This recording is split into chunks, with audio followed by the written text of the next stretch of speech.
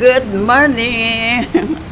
Sorry, masama ang pakiramdam ko daw hindi na nag-cure ang aking flu, no? O sige na lang. Okay, message na tayo, ha? Ang ating message ngayon is about sa ating God, no? Sa ating God. Hindi na sa mga iba nating mga kayo daw finish na tayo dyan. Kaya dito na tayo, how to win souls na. Yan, how to win souls, no? Ang win souls, natrabaho na natin yan. Hindi ba gawin souls tayo kung ang mga masamang tao pinabago natin ang takbo ng buhay nila. Kaya sapat nakuha na natin yan. Marami na tayong mga souls na natulungan na nagbagong buhay. Kaya yan ang ating very, very proud tayo. Yan, naka-performance tayo ng ganyan na nakawin tayo ng mga souls. Kaya yan ang okay, para from God the Father, no, how to win souls for Christ, for Lord Jesus Christ, na ating Savior. Kaya yan ang gawin natin sa ngayon ay para marami pa tayong mga souls na mapabagong buhay, no? Na mga kung hindi nila alam na ang ginagawa nila ay masama pala. Kaya yan, ipaalam natin sa kanila. Tulungan sila kung ano ang magawa natin para mapabago ang takbo ng buhay nila, no? Na hindi sila magawa ng example, magnakaw, mangloko sa tao para makamani sila. Kailangan sa malinis na paraan makamani tayo. Kaya yan ang ating talakayin ngayon kung paano natin sila matulungan. Paano natin matulungan, no? The need of spiritual life na ang kailangan nila spiritual life ng mga good na mga behavior ang kailangan nila, no? At hindi nila naintindihan na ang masamang gawain ay sila rin ang magdusa, no? Hindi lang dito sa earth, sa heaven pa, no? At sa hell, no? Kaya tulungan natin silang makapabagong buhay. Yan ang ating gawin. Ipaalam sa kanila na masama ang ginawa nila. Kaya maski maliit lang ang salary o money, kung sa malinis na paraan, very good yan. At happy sa atin ang God at our Lord Jesus Christ natin. Kaya yan ang gawin natin, ipaalam natin sa mga tao, no? Natakot man tayo, baka magalit, suntukin tayo, no? Pero sa pag-approach natin yan, no? Kaya yan ang gawin natin.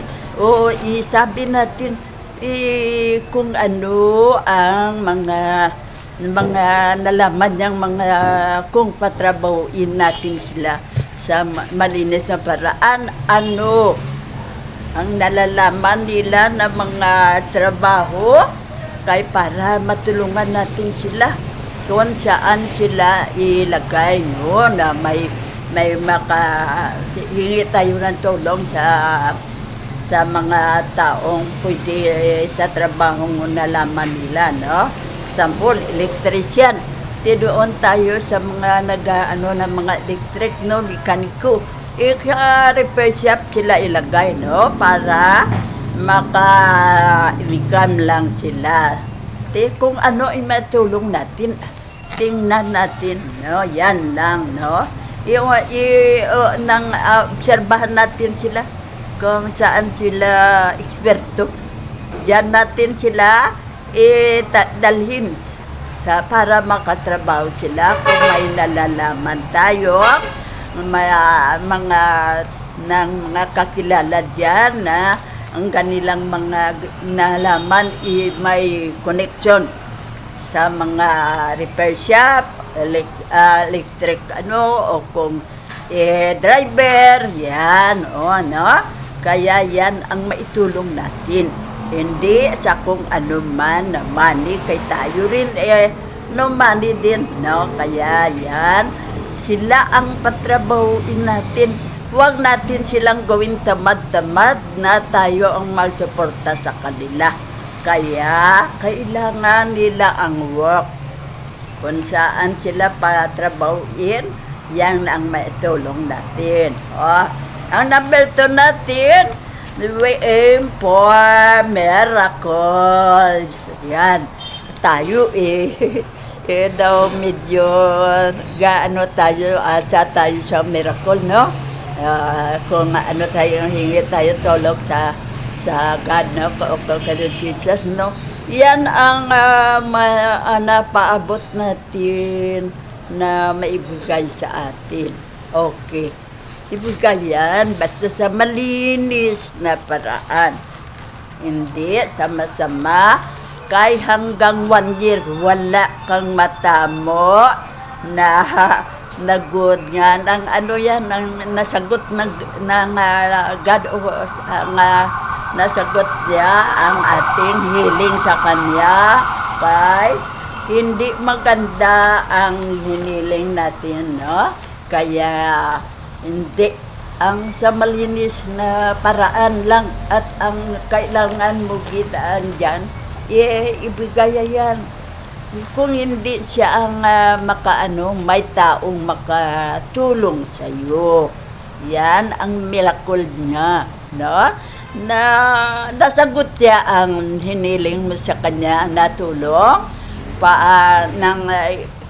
ang taong nakatulong sa iyo. Yan ang pinatulong niya sa iyo. Kaya huwag kang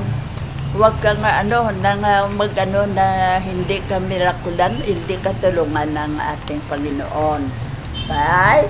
Tulungan niya ka, no? Ang number 3 natin, instrument in God's hand. Instrument in God's hand. Yan ang natin, no? Instrument ng in God's hand. Lesson of converts of the Lord's ng converts, no? Yan ang Lord Lord Jesus, no? Ano pa? The Spirit of God. Yan ang Spirit of God, no? Yan ang nagtulong sa atin ng Spirit of God yan. No? Kaya yan, mag-pray lang tayo always. Kaya hindi naman nalalaman ng God ang atin kailangan o ano natin, kaya hindi tayo nag-pray. Ma-pray tayo, healing tayo sa Kanya, ibigay niya, dasyon, ano ang gawin natin? Baliwala na lang. Bali daw nakalimutan mo na ang magpa-thank you. Thank you, God. Thank you, Lord Jesus, sa pagmamahal mo sa akin at magpatawad sa mga kasalanan ko at pagbigay ng hiling ko na sa iyo.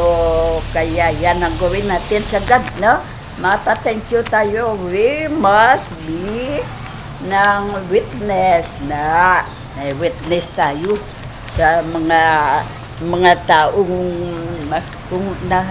natulungan natin, no? O katulad ng nagbagong buhay, naka-witness tayo na na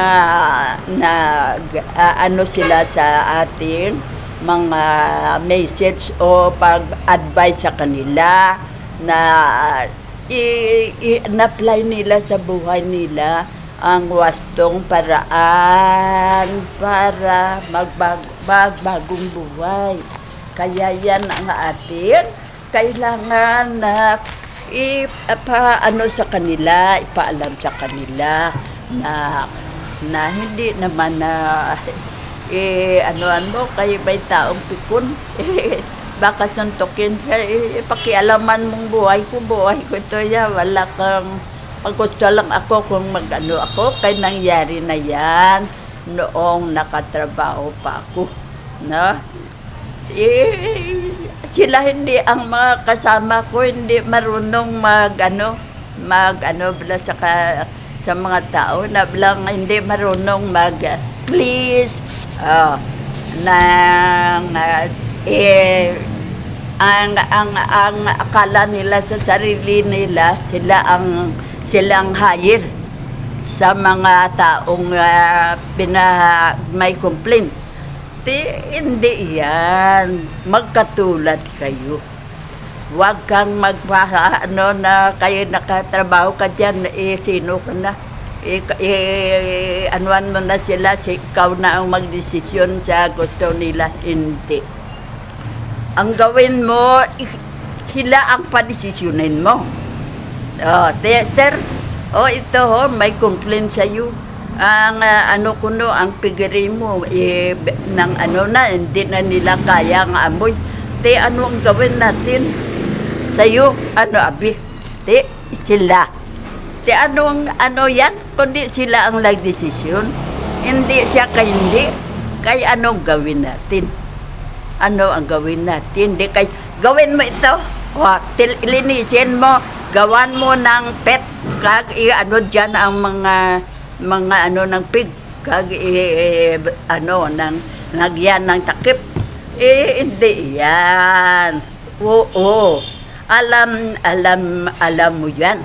Pero sa kanila, insulto yan. Kaya ang gawin mo, sir? Ano ang mabuti natin gawin? Sa'yo, tiko ang nagsabi sa ganyan, sa gusto mo. Sabi mo, kailan natin gawin yan at ilang weeks o natin ang pagtrabaho dyan. Sabi sa akin, 1 week lang, hindi gani 1 week, finish na yan. Pero sa kasama ko, hindi niya tinupad, nagalit. Kaya dyan ka nagkabali. Akala mo ang tao, kaya mong ikaw ang magdesisyon dyan, no? Hindi pwede. Respetuhin mo sila. Sila ang padesisyonan mo. Biska na takbo ng buhay nila katulad ng mga money na hindi mo sila naobligang ito mo. Kung ikaw ang owner ng trabahoan nila, may may power na ikaw ang magdesisyon. Pero kung sa kanilang buhay, hindi ikaw ang magdesisyon. Yan ang tandaan natin na para wala tayong kaaway. Sila muna, ano ang gawin? At sila na ang mag-suggest niya. Diyan ka na kukoreksyon kung hindi wasto ang sagot. Sir, ito ang aking suggestion ko lang ito. Sa iyo? Yan ang gawin mo sa iyo o ang gawin natin. Kung sa tingin niya mabuti ang sa iyong suggestion, yan ang gawin. Yan ang gawin natin. Huwag tayong magdesisyon sa buhay ng iba. Ano pa? I praise what I know. Yan. So, ano pa? We must be ng we must be example. Ng example tayo, kailangan tayo mismo ay kay model tayo ang example, ibig sabihin tayo ang model, no? Kaya kung magkoreksyon ka sa mga tao, kailangan mabuting tao ka, no? Hindi magsunod ang mga tao kung basaguliro ka. Masama gani ang ginawa mo, kami para ituruan mo pa ng mabuti. Una ka muna, gagawa ng mabuti at susunod kami. Yan ang mapahiya ka pa. Yan ang gawin natin. Gawin nating model ang sarili natin, no? Mabuti ang ating gawin, susunod sila, no?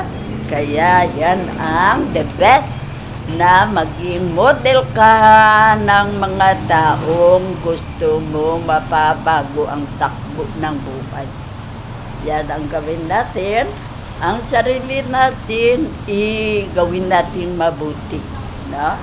Ano pa ang ating magawa dyan? Seek help from mag-take help tayo sa mga Kristiyano, fellow Christian natin na mga natin, ka-church natin, no, na Christian. Kaya yan, kung hindi natin naintindihan, tayo magtanong at kung ano ang gawin natin para kuan natin ang wastong gawin natin. Hard work na kung sa ating trabaho nahirap pero wala tayong magawa. Kaya ang pinaka-the best at pinaka-maka-easy na trabaho kung finish ka na ng professional ka na.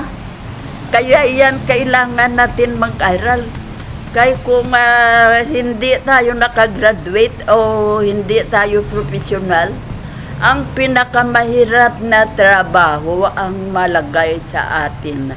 Trabahoan, katulad ng janitor, katulad ng mga helper sa bahay, no? At katulad ng mga nakatrabaho sa mga bahay, no? Yaya, o mga kung ano. Diyan ka na lang, diyan ka mapunta. Napakaliit ng salary mo, napakahirap pa ng trabaho mo. Kaya, anong gawin natin para masolusyonan natin yan? Mag-aral tayo. Huwag patamad-tamad sa pag-aral. Kaya yan lang ang makatulong sa atin para tayo maging manager. Upo ka lang sa misa at mo lang ang trabaho ng mga tauhan mo at yan ang gawin mo. Saan ka? Sa janitor o sa manager? Pero may patakaran tayo. Hindi kaya kung elementary graduate ka lang o high school, maging manager ka, hindi pwede. Hindi yan ang solusyon, kundi ang mag-aral ka. Mag-ano ka sa college, no? Mag-graduate ka. Kaya ang napaka-the best na posisyon ang mapunta sa iyo. Yan pala ang solusyon natin, pag-aaral man lang pala. Mag-aral ako ng mabuti. No? Yan pa ang the best. Kung magna cum laude ka, valedictorian, salutatorian, yan ang the best. Kaya yan pagid ang napakaganda ng resulta. Kaya mag-aral mabuti. At mag-professional. Huwag magbaliwala sa pag-aral. Kaya yan ang ating na kung sa gamot, yan ang gamot na pasaya sa atin at makapakyur sa sakit natin na patamad-tamad tayo. Sakit yan ang tamad-tamad mo. Tamad sa pag-aral, tamad sa trabaho, kain lang. Pakainin ka lang ng mother, father mo. Pero malaki ka na, kaya iya ka nang napakain ka lang hanggang kailan. Kaya kailangan ng magtrabaho.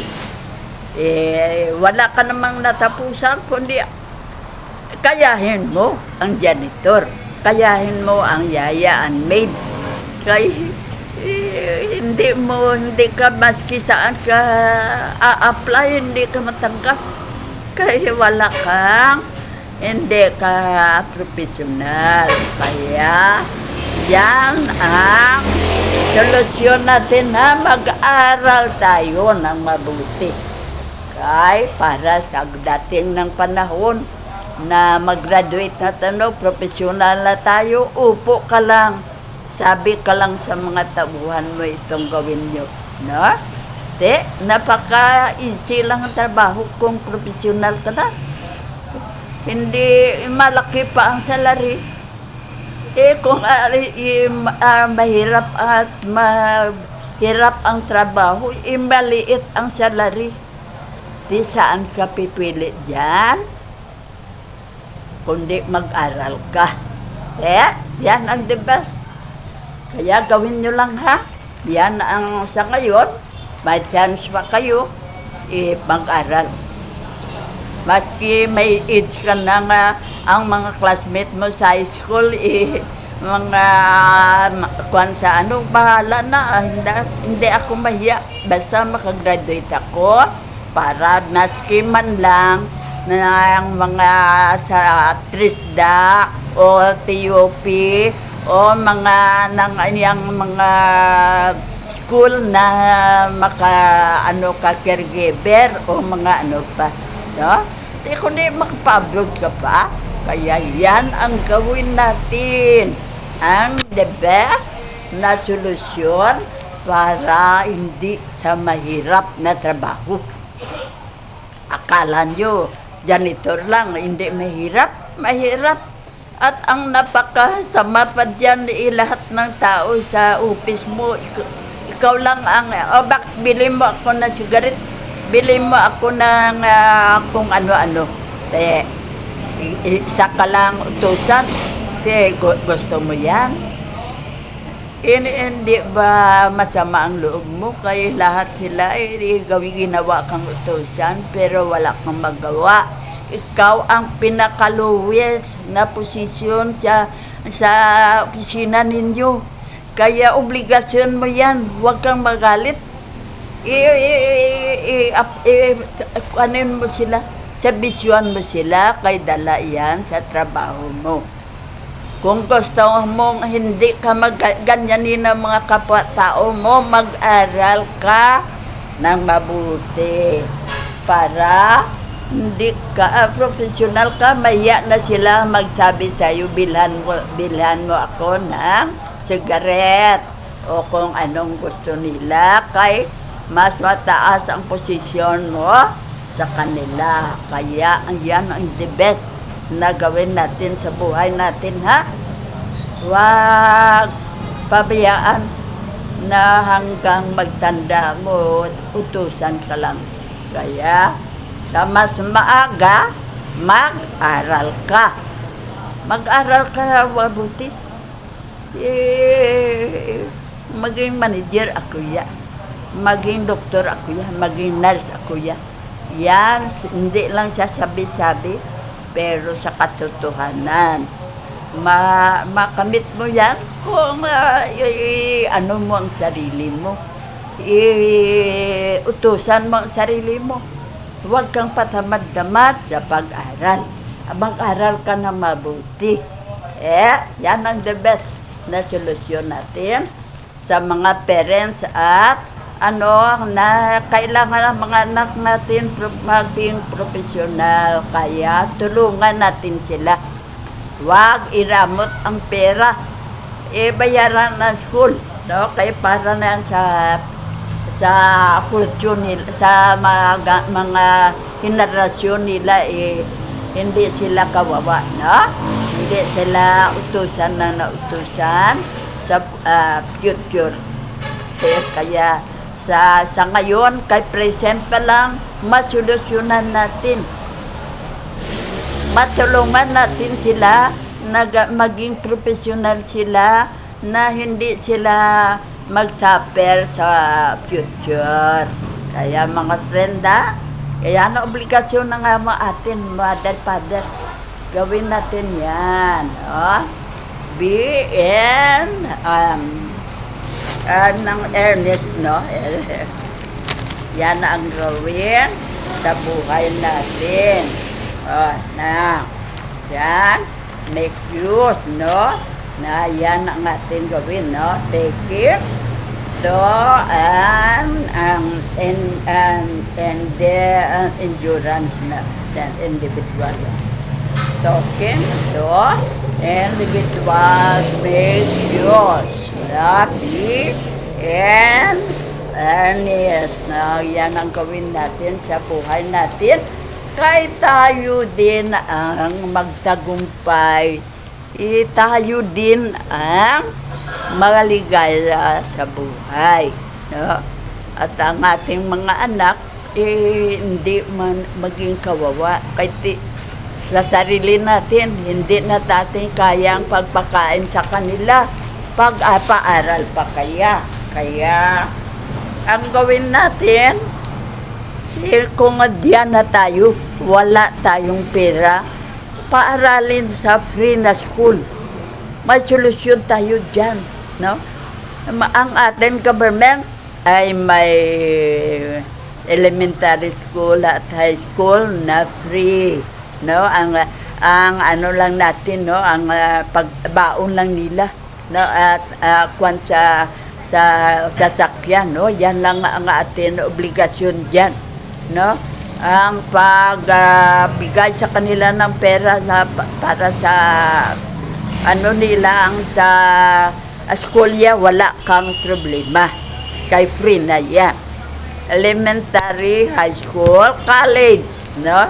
Yan, may mga elektrician, mekaniko, no? Ganyan, no? Sa mga babae, cook, o sa mga caregiver. Yan ang mga trabahong na free natin sa mga katulad ng TUP, TRISDA, at iba-iba pang mga government na paaralan. Ayan. Chance natin. Paaralin natin ang anak natin. Kailangan maski kuwan ng baon lang ang atin itrabaho tayo para sa kanila. Kaya para hindi sila matulad sa atin na hindi tayo nakatapos ng pag-aaral, ganyan na lang tayo, no? Trabaho sa kampo o sa sugar, ng sugar cane nga diyan ka magtrabaho. Mainit at napakahirap, pero hindi pwede sa mga anak ko ito. Kaya paaralin ko sila, no? Kaya yan ang gawin natin. Ang matulong natin sa kanila, hindi sila matulad sa atin sa ngayon na nagsuffer sa future nila. Sa huli na sila naman ang sa ating age, no? Ya katulad, no? 20, 30, kuwan na sila. Okay na ang sitwasyon nila sa kayo professional na sila, no? Kaya mga friend, napakadali lang pala ng solusyon, no? Sa buhay natin kung gawin lang natin. Ayan ang advice namin sa inyo, no? Na gawin natin yan. Huwag idamot sa mga anak ang pag-aaral. Kaya yan lang ang solusyon na makaahon ka sa kahirapan. Yan ang solusyon na purka ngayon, middle class ka na at millionaire ka na pagka-future. Ano sa inyo? I-apply nyo yan kung hindi. No? At ano nyo na sa mga anak nyo para sa maligaya sila pagdating ng panahon. No? Mga friend, yan ang gusto sa atin ng ating Panginoon na maging maligaya tayo dito sa earth at malinis ang ating pinagkitaan ng ating pagkain, mga ginagawa natin always good. Kaya mga friend, yan ang atin yan ang atin i-apply sa buhay natin, ha? Ang pag-aral, paralin ang mga anak natin.